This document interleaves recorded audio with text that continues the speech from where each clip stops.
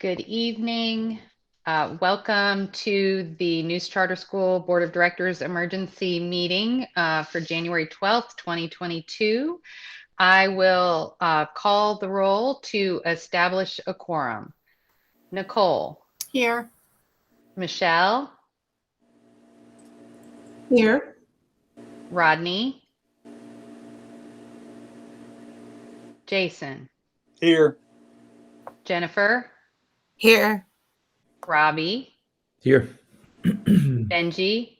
Here. Paul. Here.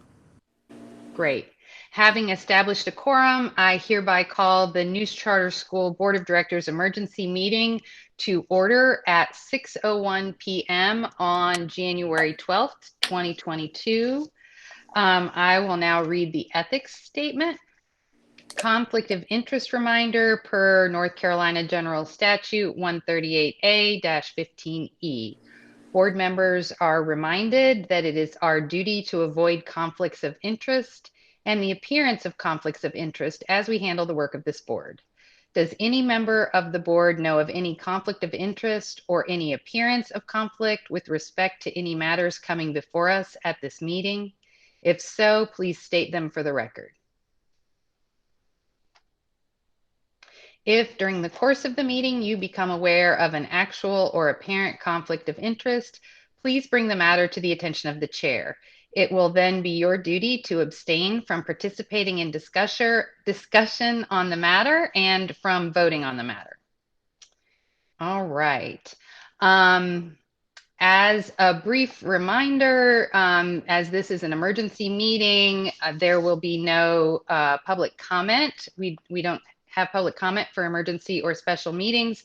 There will be the opportunity for public comment at our next regular board meeting, which is scheduled for January 25th. All right, we're going to move into new business and the reason for this emergency meeting. We're going to talk about COVID protocols and the mask and masking. And at this point, I'm going to turn the mic over to Nurse Joyner and Dr. Blackwell.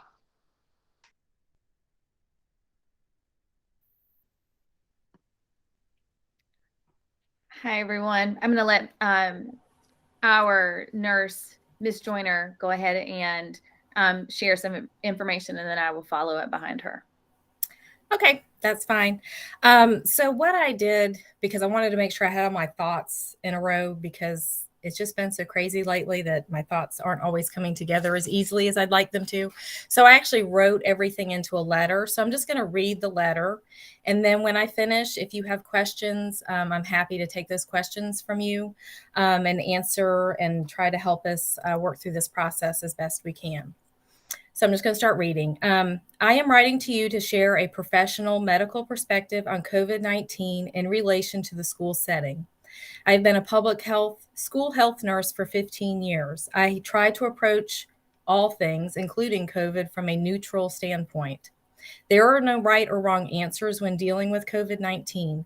This is trial and error, learning from our medical professionals, and being adaptable and fluid in these ever-changing times. I have heard the statement quite frequently that we are a school of choice. And yes, we are. And I am very grateful for that. Every day I'm grateful for that. I'm grateful for the school, our staff, our teachers, our board, and our supporters. But we are a school of choice for education. So when did we become a school of choice for student safety? Everyone has an opinion on masks and masking. We're not here to discuss opinions. We're here to discuss what is best for our children. Our children are what we were responsible for while they're here in our care. As I talk through these points, I want you to keep in mind this one question: what is best for our children? When we talk about reducing the transmission of COVID-19, we have to discuss mitigation strategies. These strategies are layered, so therefore the more layers you have in place, the better protection you have in place to mitigate the spread of COVID-19. We're talking mitigation here. We're not talking about eliminating it. We're just talking about slowing the spread. At some point, everyone will probably be touched by COVID-19, and we know that. but we're trying to stem that flow so that our hospitals, our doctors' offices, our clinics, our testing sites, our school can remain functional and able to help when we need them to. If our hospitals are full of COVID-19 patients, and I have to add here because I did hear some statistics today that were rather shocking, and I can see it reflected in our numbers, and I have them pulled up in front of me on my screen right here, of the number of pediatric patients that are being admitted to the hospital. It's up 78%. And I will tell you, the majority of our positives and students that are having to quarantine are our younger kids, which is what we have not seen in the past with COVID. So it's that K through 5 group. So that's concerning to me, because we don't know what's going to happen with those kids because they really haven't had to deal with this much in that age group. But what I really want to know is, what are we going to do with the parent that has a heart attack, the grandparent that has a stroke, or the child that's having a diabetic crisis if there's no room for them in the hospital because they're full of COVID-19 patients? So we as a society have to work at trying to stem the flow of COVID-19 as best we can. So there's multiple mitigation strategies that the health department has in place. There's vaccinations, masking, and social distancing. Those are the 3 big ones, and those are the 3 ones that I'm going to touch on. Vaccination, I'm not here to debate it. It's a hot topic. We're not doing well with this, but it has been proven to be an effective mitigation strategy by reducing hospitalization, severe illness, and death. Do they work for everyone? No, we know that, but nothing in this world is 100%. Mitigation strategy 2, which is what the bulk of why we're here tonight. This is a struggle, and everybody has different opinions on it, and I appreciate every opinion. But we need to get away from seeing masking as an end-all and be-all. It does have a significant place in mitigation strategy when distancing, which is mitigation strategy 3, is not an option. This is a reality for News Charter School. We do not have space. We are not able to distance our children effectively to mitigate the spread of COVID-19. We used to be able to get our kids to eat lunch outside. It's getting colder. That's not an option anymore. So you may be thinking, well, if we can't social distance at lunch and the masks are off anyway while they're eating, what difference does it make wearing a mask during the rest of the school day? The difference is the mitigation and the quarantining. We cannot mitigate the spread of COVID-19 at our schools effectively without masks. To give you some perspective, I went through and I did some number crunching on what our current stats are. As of this morning, and this has been added to greatly today, today was a not good day for COVID. We have 17 active quarantined COVID positive cases on the list. These are all kids. I'm not looking at the teachers here or staff. This is strictly kids. And just to put it into some perspective for you, from the 16 days in December when school was in session, we had a total of 17 kids for all those 3 weeks that we were here at school. We've been in school for 4 days. We've had a total, because we've got the quarantining, so kids are coming and going off our quarantine list daily. We've had a total of 26 active quarantine COVID positive cases in 4 days with a weekend in between so far this quarter or semester. So currently there's 17 on the list. And what we have to remember is with each one of those positives, we have to contact trace those students that are within a 6-foot radius for more than 15 minutes without a mask. So if we have no masking at school or optional masking at school, we would, or if we have masking at school, we would typically be looking at the 3 to 6 students that are around that positive. So that's only at lunchtime, because every other time they got their masks on. So we've got that mitigation strategy in place. So we really only have to quarantine the 3 to 6 students typically that are around that positive student. However, if we then remove the masks and have them optional so that not all students are wearing masks, then we're looking at having to quarantine every class that student is in. So 4 blocks and lunchtime, we've got to look at all of the kids that are around those positive students. So now we're looking at quarantining for 1 student up to 24. So 12 to 24 students would have to be quarantined. These are generalizations, of course. There's some less and some more. So that's without masks in place. So I just did a quick crunch of the numbers. If we have 17 COVID positive students currently, and if we had to contact trace all 17 positive COVID students, we would have to quarantine 204 to 408 students if we don't have masks on campus. So I just want to remind you, this is the Johnston County Health Department and Strong Schools guidelines that are set before us to mitigate the COVID-19 spread. This is not something that we've developed. It's what we're following. Okay, so this is when there's questions, concerns, it's all coming from the health department. COVID-19 has an ebb and flow, and we've seen that. You know, we have peaks, we have valleys, it's up and down. It's just the nature of what it is currently. So we need to think about and look at masking as having an ebb and flow. There will be times when masks are needed, and there will be times when they're not. And that's what we need to get to. Children are flexible. They take all of this in stride. They adapt. It's us that has the problem with it. We need to look at maybe developing some metrics as a guidance for when we should be using masks and when we can relax them. This is not a permanent situation. COVID-19 will not be in charge forever.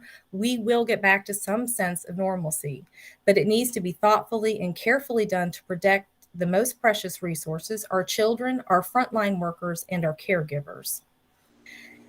It truly goes against every grain in my school health being to send these kids home. It pulls at my heartstrings every time I have to send a kid home, because my job as a school nurse is to keep as many kids on campus as possible and maintain a safe and healthy environment for them to learn in. Sick kids can't learn. And we cannot sustain having 408 kids in quarantine. And this week, we would have quarantined 4 whole classrooms if we didn't have masks in place. So I just want to put that in perspective for you. And just remember, it does not include staff. So one final area that I want to look at is the burden that we are putting on our teachers and staff. This year has been like nothing we have ever experienced, and I don't ever want to experience it again. But here we are. When we look at masking versus not masking, both of these are putting pressure on our teachers and staff. With masking, our teachers are having to keep a seating chart for mostly just for lunch. They do a scan of their classroom for masks and enforce as needed. However, if we move to without masking or mask optional, and I don't like the term optional so much as, you know, we encourage masking, but it's not required. Our teachers would have to keep a seating chart for each class that comes into their classroom. They would have to then also check the COVID spreadsheet for each class for the students that must be masked when returning to school after quarantine. So we worked really hard to get the policy updated to match what is current for Johnston County School System or Johnston County Health Department, so that our quarantine time has decreased. And that's great for the most part. However, the contingency is those students, when they come back on campus, have to wear a mask for 5 days when they come back on campus. So now our teachers are going to have to monitor for that every day in every class from the spreadsheet that we have with all of these kids on it. So we've added more to their already full plates. Now, I've been in several meetings this week. The trend is ridiculously going up and continues to go up. They anticipate that we've probably got another 3 to 4 weeks of this. And after that point, I'm praying that it's going to come down. We're going to get back to where we were before Christmas. If we can get, or before Thanksgiving even, if we can get to that, we will be in really good shape. I just want to make sure you understand that if we move away from Johnston County Health Department and Strong Schools Toolkit guidance, the burden of COVID-19 questions and concerns will fall to the decision makers of News Charter School. The front office is here to implement and follow through with whatever decisions are made by the board. And we're working tirelessly, and I mean that truly, to keep kids in school and keep them safe. I just ask that our community as a whole, the school, Johnston County, across the state, across the country, that we just be kind and gracious as we navigate this crisis together. And just as a little side note, because this is hot off the presses, like yesterday, the North Carolina Department of Health and Human Services has released a new strategy called Test to Stay. I have not had time to review and look at this very thoroughly yet, but it does look like it might help us be able to keep some students off of the quarantine list, which is always a good thing. So I will be investigating that and finding out more about that as I can. It does look rather labor intensive, so it's going to require more hands on deck to be able to be implemented. So I just want to go back to my original question at the beginning. What is best for our children? So that's all I have. And so I open it up to y'all if you have questions for me. Or if Dr. Blackwell has anything she would like to add. Thank you. Thank you so much, Nurse Joyner. This is Jane Jackson. I think let's see if any board members have questions for you, and then we can move on and let Dr. Blackwell share what she'd like to share. So any board members with questions for Ms. Joyner? So, Ms. Joyner, Robbie Taylor, one thing I was going to ask. So we have neighboring counties, Wayne County. I know you're looking at Johnston County. You have plenty to take care of and look for. But are you aware of whether their numbers have increased? I mean, they've been without masks for 3 months now? Or are they in the same type situation? I know some of their groups have had to quarantine. That's obvious. Right. I do not know anything about Wayne County. It's all I can do to keep up with Johnston County. And that really is just News Charter School. I'm not I have a wonderful contact at Johnston County that helps me every single day. And I could not do this job without her, but I really don't know much about other counties. I do know that there are schools that were going without masks that have had to go virtual, which nobody wants to have to do.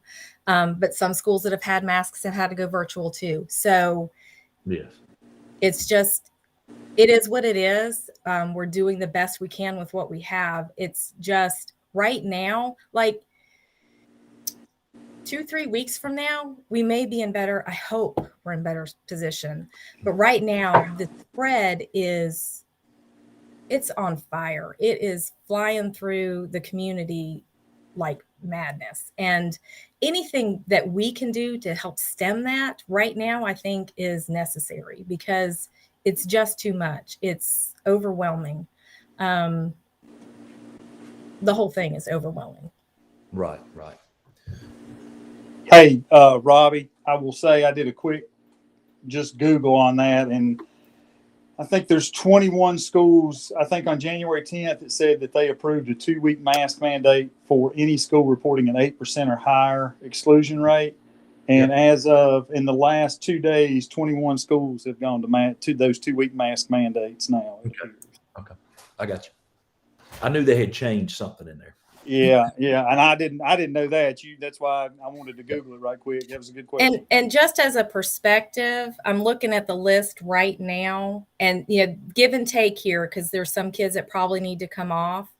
But we have on the main spreadsheet 129 students who are either quarantined for COVID positive, exposures either on campus or off campus, or have symptoms related to COVID. So that's just the ones on the main spreadsheet. On the one just from today that I have yet to do anything with because I can't get to it because of the craziness, there are 36. So, you're looking at, I can't even do math at this point, but it's probably, I would say, about 160 kids is what we're looking at that are quarantined currently because of COVID, in some form or fashion. Thank you. Other questions for Ms. Joyner? I want to ask one. So we talk about the good schools kind of following those guidelines, but doesn't this also boil down to the governor's office not changing any of the quarantine rules out of their office as well on how we have to No, operate? no, the Strong Schools toolkit is developed by the North Carolina Department of Health and Human Services, and they did update their guidelines to match CDC, which says, we've gone from having 10 to 14-day quarantines down to 5. And that's why when these kids come back in, so the Omicron variant is different from any of the others, and it's on fire. It just runs through. And that's sort of a good thing, because then hopefully our peak will go up fast and it'll come down fast. That's what I'm praying for. But in the meantime, it spreads. So 2 days before somebody starts having symptoms, if they have symptoms, 2 days before, they are contagious, and they find that the 3 days after is when they're the most contagious. Now, we're bringing students back on day 6. They're potentially still contagious, but it's less of a viral shed, but it's still potentially there. So that's why they have to have the masks on when they come back in, to try and quell that from spreading to the rest of the class. And so that's why it's really going to fall on the teachers to be like, is Johnny wearing his mask today through all of his classes? Because otherwise we have that potential to spread. But at the same time, they understand we need our kids in school. So they're trying to make mitigation more effective for education. I guess that's the best way to put it.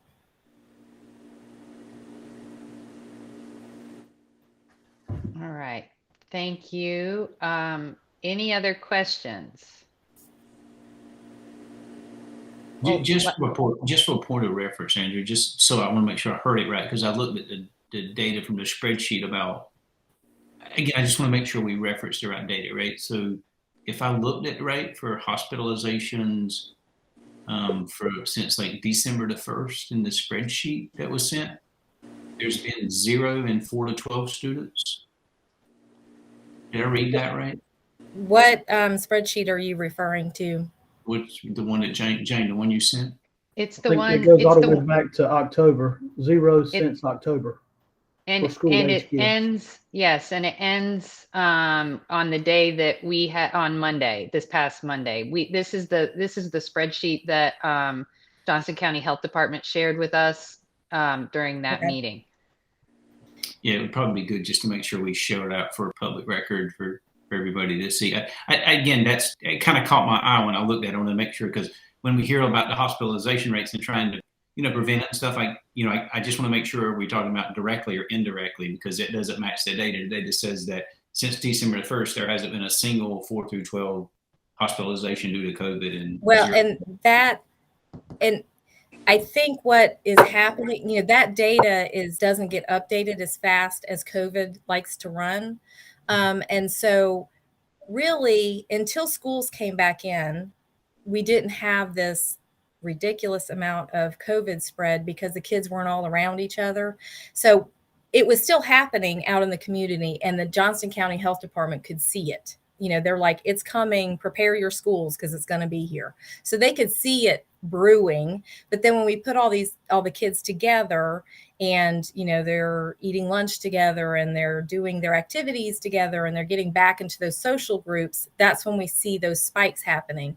And I can't speak to the Johnston, because I don't work for Johnston County, so I don't know all of the ins and outs of where their data comes from and how they compile it and all of that. But I can speak to the data that I have from our school. And, I haven't done any number crunching. I know that we have the COVID on the website. We have the metrics on the website. And we try to get those updated every Friday. I'd like to do it more, but it's just where we're at. It's just impossible to be able to keep it all in play.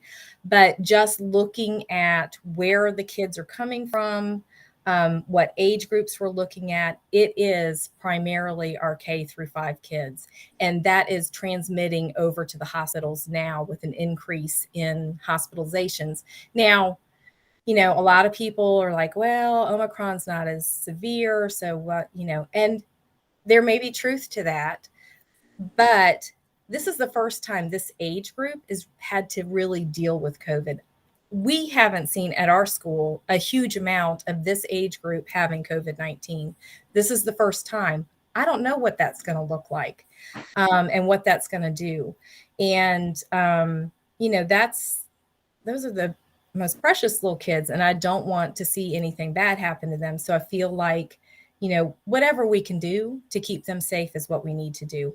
And I'm not talking forever, just short term until we can get through this, and whatever comes down the road later. I don't want to worry about the future, just the here and now. Yeah, the point I just wanted to convey was that I understand where you're coming from. I really do. Trust me. It's just, let's be careful that the data that was presented says there's been 0 hospitalizations in 4 through 12 and 1 death since, I think it was last June of 2020. So I just think we got to be clear about the representation of the data about that. And I hear what you're saying, right? That yeah. hospitalizations may be going up or may not, or right. deaths may be going up or not. I mean, in fact, I don't know they're even reporting that the same anymore. But I'm just saying, when it comes to the school students, the data that was presented said there's been 0 hospitalizations since December. Right. So I just don't want people hearing this. You're saying hospitalizations are going up, but the data says there's been 0. So you kind of almost like inadvertently or some mysteriously way trying to inflate the severity. And no, not at all. Because what you have to remember is that date, when they do the data monthly. So when they put the data out February, it's going to look back at where we are now, and it's going to reflect what is currently happening. So how many kids do we have? How many kids do we have that are hospitalized, Ms. Joyner? I know you can't say any names, but we should have those numbers. Right? I don't have that information. That's not shared with me unless a parent offers it. So I don't have that information. Ms. Joyner. So we don't have any information. I got you. Ms. Joyner, this is Nicole Booker. In regards to your statement that pediatric hospital admissions are up by 78%, what data were you referencing, just so I can put it in for the that I don't have. It was from a fellow nurse who works in pediatrics that gave me that information. She's not a friend of mine. She's not a colleague that I work with. It was shared with me through an email that is where they currently stand at, I believe it was the Smithfield Hospital, but don't quote me on that. So you'd have to look at your test size too, Nicole. It's always a slip. It's really cautious. What'd you say, Robbie? I said you'd have to look at your test size too, right? If you had a test size of 5 people, that would mean 3.9 people were hospitalized. So I would have to know those data points. That's a generalization. 78% means that all of us should know kids that are in the hospital right now, right? So I'd have to be careful about saying 78% are hospitalized. And I don't want us to get sidetracked by the hospital piece. Yeah, I want us to focus on the spread at the school. What happens? Yes, I wouldn't put that data in there. What happens out in the hospital world and in outside of our school is not in my control by any means. That's right. What is in my control is the spread on the campus. And that's what I want to focus on. The only reason I brought that up is because somebody shared that with me, and it struck me because that's what I see in our numbers at the school. I see that increase in positive infection within that age group. That's the only reason I brought it up. Yeah. And to your point, Ms. Joyner, you spoke about the fact that, we've had 26 positive cases this semester. And then you referenced how many we had prior to for. Can you repeat that again? Yes. So let's see here. So we've had 4 days in school. Well, 5 now, but I wasn't counting today because when I was working on this, it wasn't counting today. So for the 4 days that we've been in school, we've had 26 active, quarantined, COVID positive cases. And then prior? From the time that we were here prior to winter break, so December 1st to December 16th, we had a total of 7.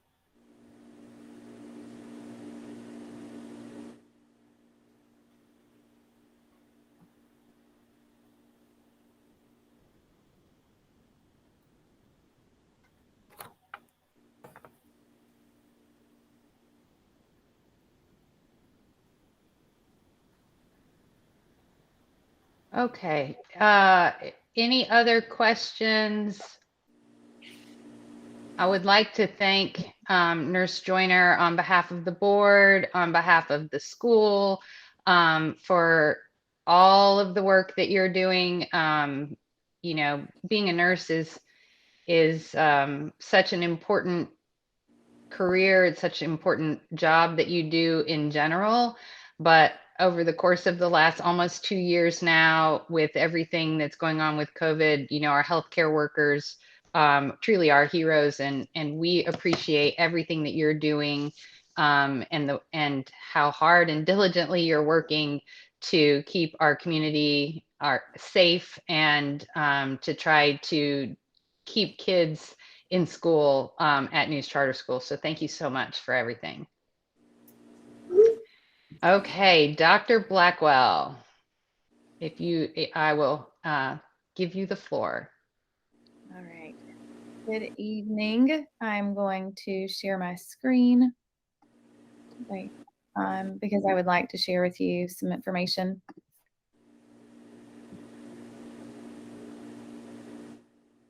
I can't see what you all can see. Can everybody see that? Yes. If you can make it a little bit bigger, that would be awesome. There you go. Thank you.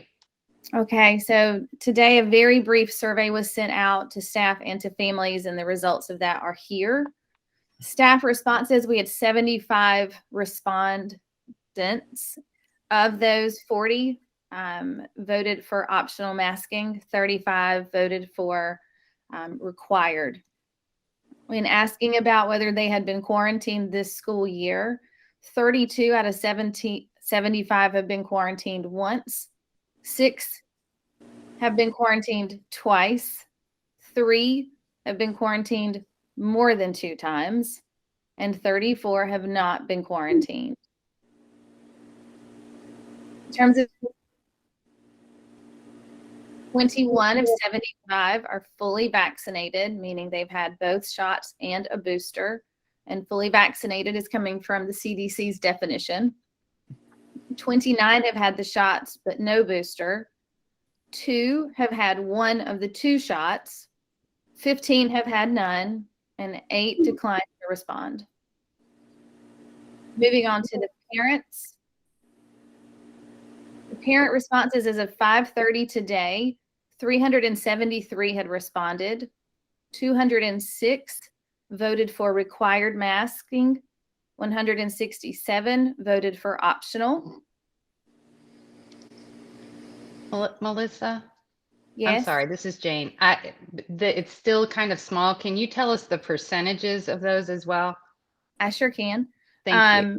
The percentage of those who voted for requiring masks was 55.2, and for optional was 44.8. For quarantining their children, 201 of 373 have had one or more children quarantined. 172 out of 373 have not. And those percentages are 53.9 to quarantine, 46.1 have not.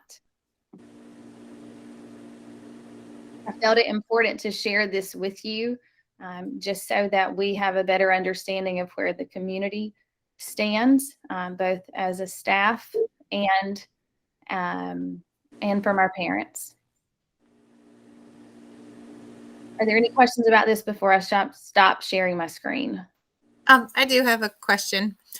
How many staff members do you have total? If I'm just trying to figure out, 75 is what % of total staff We members have that responded? 81 total staff members.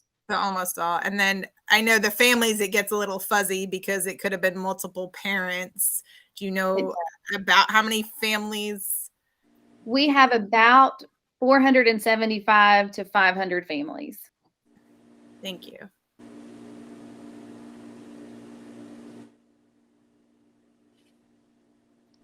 Are there any other questions about this before I stop sharing? Okay. So I think the response rate for the parents was how much? 373 families responded. Out of how many that were sent out? There's about 475 because Families, we have, and then they got multiple emails right. per family. So we don't know the number that was. Even if everybody got 2 emails, you still had a 37% response rate on it, which in email marketing is phenomenal to get that. Anything above 22% is really good. So those 2 were sent out. Those are the responses from the staff and from the community. To echo Nurse Joyner, we are all about what is going to keep our kids safe and what is going to keep our kids in school. We saw what happened with COVID when we were fully remote. We know that learning loss is real. It happened, and it goes against everything in my being, just as it does for her to send any child home. But beyond that, to move to a virtual platform is the absolute last thing that I want to do. I want our doors open. I want our kids in seats, and I want whatever we need to do to make that happen be the priority. And if that means that we need to require masks, then that's what we need to do. So I want to go back and say and ask again. So we're operating off of the overall toolkit guidelines, but in those guidelines, we are required to follow that new quarantine model, correct? Yes. Okay. So if this is one of those instances where, and I appreciate what Nurse Joyner said earlier about school of choice, is that it is being presented to people that we as a board actually have a choice on this. But our choice is only if we want to try to keep school open at this point based on the quarantine rules that have been put in front of us and have not changed, other than now it's been shortened to 5 days. So if we have any chance of continuing to keep the school open, is there I just don't see any way forward unless we continue with mask mandate. And Test to stay would really help with that too. What now? Test to stay would really help with that as well. So when you say test to stay, talk to me about that, Benji. If you have a kid that is in close proximity to a confirmed positive, instead of them going home, they would have an opportunity to test. If they tested and they were negative and did not have any COVID symptoms, they would be able to stay in school. Our problem really is keeping kids in school. We're hurting them socially, physically, emotionally, mentally, all of the above. So if we can keep kids in school, that is a way that we can work to keep kids in school, is to test to stay. But do we have the capacity to test? I mean, if you make it mask optional, and now we're looking at, I mean, you said like we went between 200 and 400 students to test to stay. I mean, do you have the test kits? Do you have the personnel? And it's not just my understanding, it's not just the first day you test. I think you test them multiple times. So feel free to correct me if I'm not correct. I mean, do you have the capacity of all the ones that would be considered a close contact if it was mask optional? Yeah. And I was going to, you jumped right in on that, Jennifer. I was going to say, do we even, because I know here we got kids coming back at the university, and there's no test to be had. We ordered stuff back in December and have still not gotten shipments in. So I'm I'm assuming, and so I'll look to Nurse Joyner and Dr. Blackwell to confirm the fact, how many tests do we have, and is that even something that's feasible for us to do? So let me speak to that. So with the test to stay, you have to use a specific testing platform. I have access to PCR tests at school, and I have been administering those daily, with the exception of one day this week when we did run out of them, but they were able to resupply them by the next day. So we went for about 24 hours without being able to test. We currently do not have any rapid tests on campus. The state has told us that they are coming. They received their shipment, and it's a matter of them then getting them out to the school. But to do the test to stay, so I don't know how in depth I need to go with this, but in order to do any testing at school, we have to have what's called a Clia Waiver, which allows us to function as a laboratory because I'm there to oversee it. That Clia waiver would have to be adjusted for this different type of test.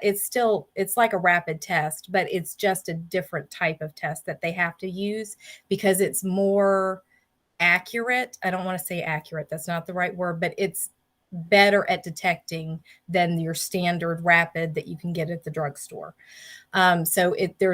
I don't know anything beyond, I don't know how involved it is to do the test. I don't know anything like that because I haven't had a chance to investigate it myself. But we can do that. We can apply to get the change made to the Clia waiver and have that in place and be able to do that. I want to do that because that will keep our kids at school. But it is going to require, I think, more manpower. Right now, it's all riding on me. I'm the tester. If I'm not there, it doesn't happen. I've been able to find funding to get me full time, to have the ability to be able to do the testing at school, to try and keep our children at school. That's what I want to do. So test to stay, I'm on it and I will figure it out. But again, feasibility, I can't answer that specifically at this point because I haven't looked at it close enough to know yet. Thank you for explaining that. I think it sounds like when you hear test to stay, it sounds like, well, we have tests, and so if we just do that some more. So that was very helpful explanation because I didn't realize all of that. So well, and the way it works is if you have a student who's in contact with a positive student, on campus, it's not off campus, it's just on campus. So those on campus contacts, we can test them. And if they're negative, they can stay, but it's a serial test. It's not just a one test. And I don't know the exact days. There's specific days when you have to do the testing. So the tracking on that is going to be challenging. Not impossible, but we can make it happen. But it's just going to require more manpower to make it happen, I feel like. So do you know, Andrew, does that vary depending on whether a student is vaccinated and or masked, like whether or not you test, whether you test them, or do you just say anybody that was around the kid, in a class, for example? Right. And I get what you're saying. So I don't know the specifics of that. My guess is that if they're vaccinated because right now, if we have, a group of 6 kids that are around the positive, if a student is vaccinated, and they have to be fully vaccinated, and the definition of that has changed with these new parameters that have come down. Now, for our younger kids, it's just 2 doses because they're not, but they just this week upped it. The booster dose is now available for our kids that are 12 and over if it's been 5 months from their second dose. So that changes things a little bit as well. But just generally speaking, if we have a vaccinated student in that group, they are exempt from quarantine and or testing, I would assume, unless they're symptomatic. That changes things. Same thing applies if we have a student who's had COVID within the last 90 days. And this has gone back and forth with the health department as well. They changed their minds midstream and put it back into play. So if we have a student who has had COVID in the past 90 days, it's, they're kind of, in this little free zone for their 90 days that we're not going to test them because they potentially could test positive anyway. But mostly because the chances of getting COVID is reduced if you've had it before, but it's not non-existent. So if they're symptomatic, that changes the game as well. But generally speaking, you're vaccinated and your COVID positive 19 students that have had it in the past 90 days are exempt from quarantine. Regardless of masking, right? Yes. Okay. Because if they're at lunch, so if they're eating lunch together and we have those kids that are around them, those students, but it's not that, we're like, oh, go away. We don't need to monitor you anymore. It's okay, you've been exposed. We need to monitor for symptoms for you. But it does keep them at school and not being sent home. And yeah, sorry, go ahead. No, I just want to make sure I'm thinking through this. Like, regardless of what we decide today, I'm trying to think forward. Absolutely. If I understood what you just said, then let's say, well, I don't know if we know what percentage of our kids are vaccinated.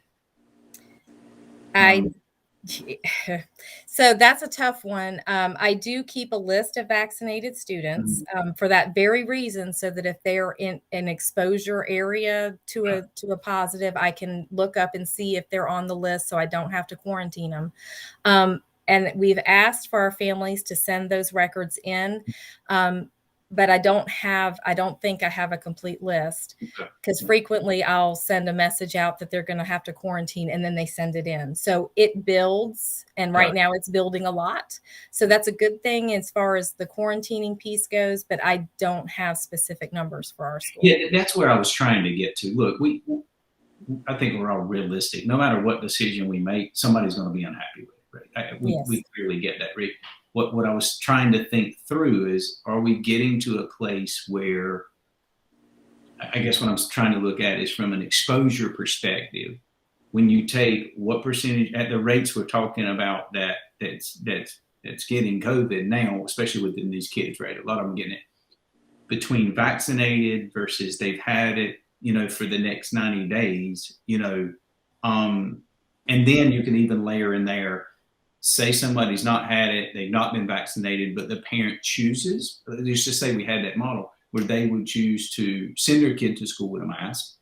And then you have some left over that say, fall in that last category. Hopefully that category starts to get smaller and smaller at some point, where I think we have to just remember, we're not looking at like every student would be subject to the same quarantining rules, because that's actually not true, because we would have who's had it and then who's been vaccinated. And there's truth to that, for sure.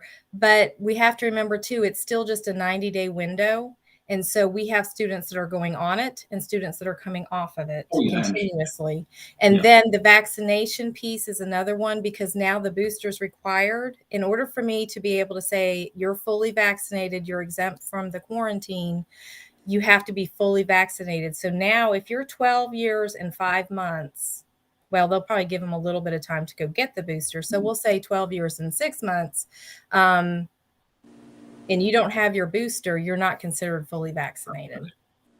And that would also apply to the teachers and the staff, absolutely, right? If they're not boosted or within the timeline. So trying to keep the school running, considering making sure the staff and teachers are also not quarantined. Yes.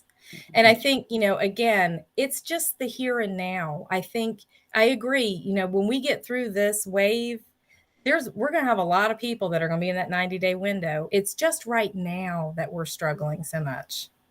It's the here and now that we need to look at. Thank you. I appreciate all of the discussion. I know, Dr. Blackwell, you were still sort of in the middle, or were you finished? I'm done. Okay, just making sure. Any other questions for either Dr. Blackwell or Ms. Joyner?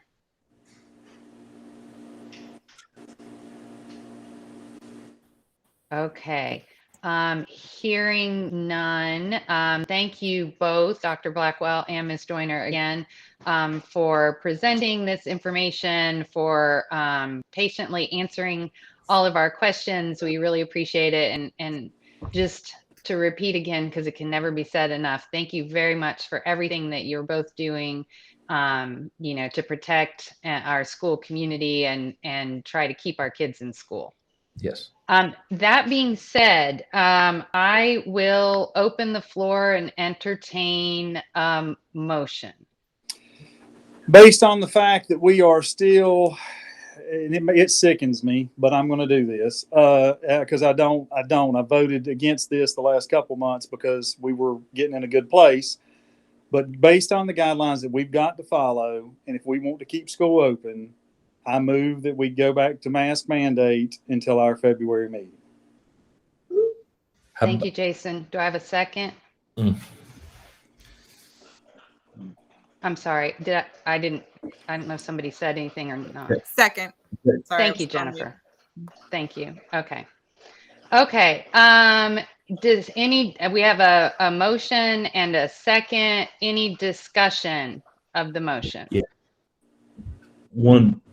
Just a little bit. I don't disagree with the mask, Jason. I'm with you. I vote against it. I want a choice, but could we amend the motion possibly to say until our January meeting? We don't know what the numbers are going to do for the next 2 weeks, and we've got a meeting in 2 weeks to look at that. What if they drop off? We do have a meeting in 2 weeks. This was just to take care of that. Sorry, this is where my Robert's Rules of Order. There would have to be a motion. There would have to be a motion and a second. Okay.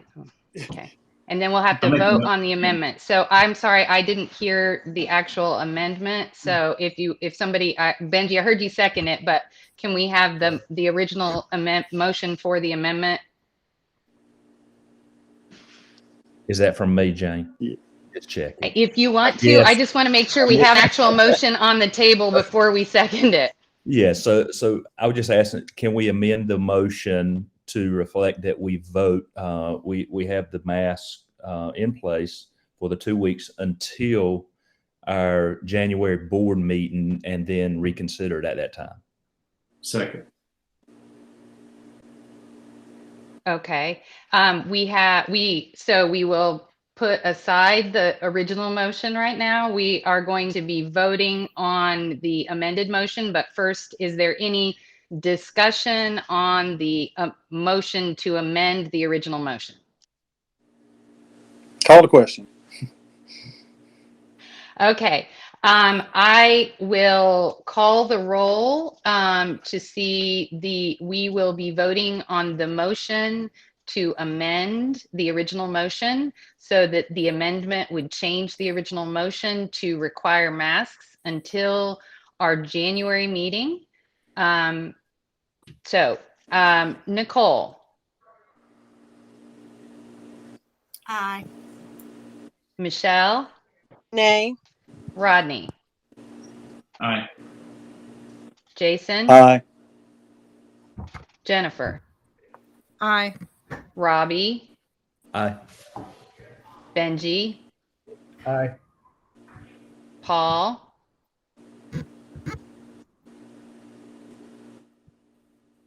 Paul, if you were speaking, you were still muted.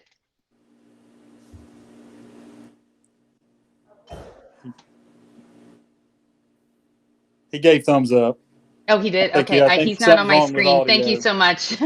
He's not one of the people I can see. Okay. Okay. So the amendment, the motion to amend carries.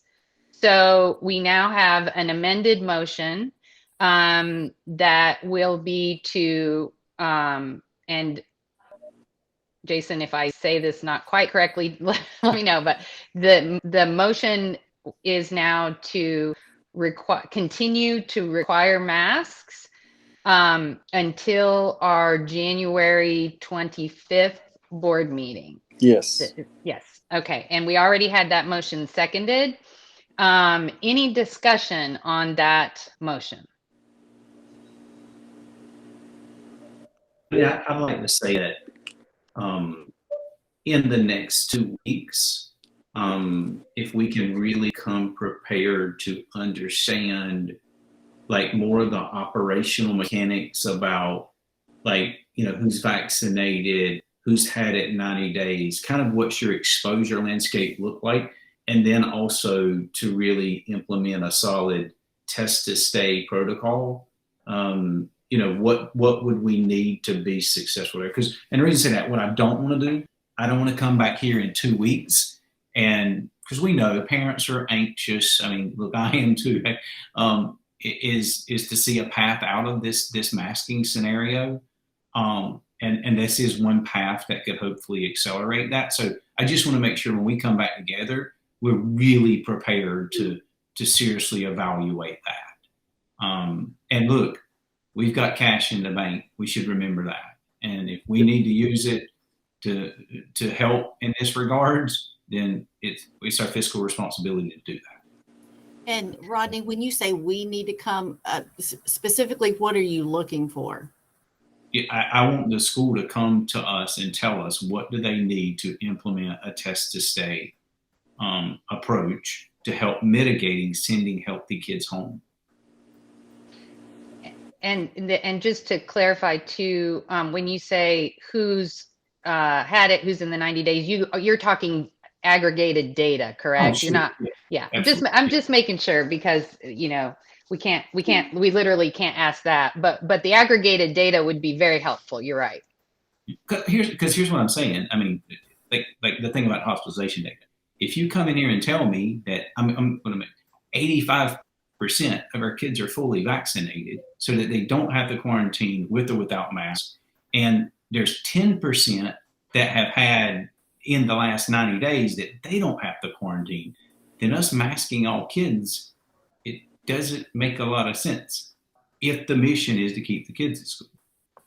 Can we also consider that data for the teachers and staff? Because I mean, if our students are not vulnerable, that is great. But if our teachers and staff are still vulnerable to testing positive or quarantining, we can't run the school if there's not anyone to teach the students. So to kind of look at both of those angles. Yeah. And I think when I said test to stay, I meant everybody that it's required to run the school, students and staff. Okay. I do think that to your point too, the staff, you know, that's where we have that razor thin margin of if we get a certain number out, we literally can't run the school. So, Nicole, were you going to say something? I was just going to mention that, you know, while we can ask folks for that kind of data, you know, we can't require, you know, teachers or families to, you know, reveal their vaccination status. And while, you know, I would love for the school to be able to give us all this data, I'm a little wary of, you know, they're working so hard and they are barely keeping their heads above water. I just don't want to put extra burdens on them. You know, we have to have data to make informed decisions, but at the same time, I worry about the burden that we're putting on the school. That's why I made it. If we need more resources, let's go get them. That's what money in the bank is for. What would that look like to you? Like, the school should tell us that. I mean, if they need nurses, they need data analytics people. I mean, they need what? I mean, I don't. That's why I'm asking. They should tell us that. Okay. And also, you know, to your point, Nicole, since we can't require people to share their vaccination status, I would just like to sort of put a public service announcement out there to the Neuse Charter School community to say, if you haven't yet shared that about yourself or your child and you're willing to, it really would help us make a more informed decision. And we would really appreciate it if you would do that. And if you have shared it and it's changed, meaning with a booster or whatever, to update that would be great. It would be helpful, I'm sure, for the folks on the ground at the school as they deal with this on a regular basis, so they can look at their list. But it would also be very helpful to us so that we can make informed decisions moving forward. So. And I think that's the clear point is we're not recommending a vaccination and we're not anti-vaccination. We're just saying if your students have been vaccinated, as we make the data-driven decisions, it helps us be more informed. Absolutely. Absolutely. Okay. Any other discussion before we vote on this motion?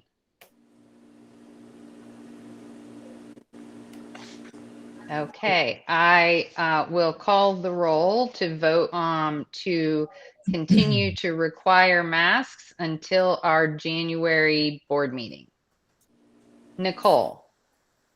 Aye. Michelle. Aye. Rodney. Aye. Jason. Aye. Jennifer. Aye. Robbie. Aye. Benji. Opposed? Paul. Yeah, Paul's audio is not working. He said aye. He gave an aye though. Okay, perfect. Yeah, Again, he's I got a can't, he's sign not on, now. he's not one of mine that I can see. Thank you. And I will vote aye as well. So motion carries. Our mask mandate will continue until our January board meeting, at which time we will address it again. Thank you all very much for that. There is one other really quick thing on our agenda, and that is a date for discussion of confidential personnel matter. There is a confidential personnel matter that some board members are already aware of because they were copied on an email that needs to be discussed in closed session. It has been my intention to discuss this during our next regular board meeting during closed session on January 25th. But if it's the will of the board to hold a special meeting between now and then, I will entertain a motion to do so. So does anyone want to make a motion to have a special board meeting to go into closed session to discuss this, or can we move forward with discussing this confidential personnel matter at the next in closed session during the next regular board meeting?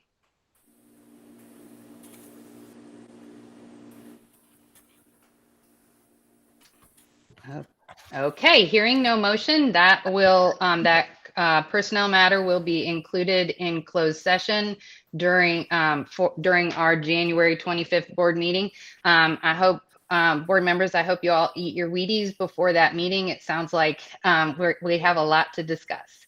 But in the meantime, I thank you all very much for attending this emergency meeting on such short notice. Thank you again for your commitment to this board and to doing the work of the board.